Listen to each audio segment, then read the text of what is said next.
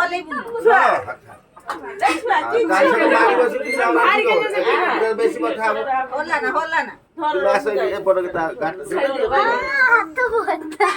রহ কিছু হবে না তোমার হাত হাত তো ছুয়া হলি না ছুয়া হাত তো হলি না নাক উপরে যেই সেই না কিচ্ছু হবে না দেখু পুরা দেখু দেখো পিপড়ি কামড়ে সরি যাও কিশোর বাস পুড়িয়া লাগিস খালি মুড়া হবে আমার সে কাটিলা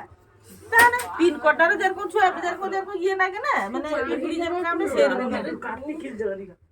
সরি যে খালি মুড়া হবে খালি মুড়ি দিয়ে শীতল না কম্বল লাগি যাব পুরা ভর্তি তার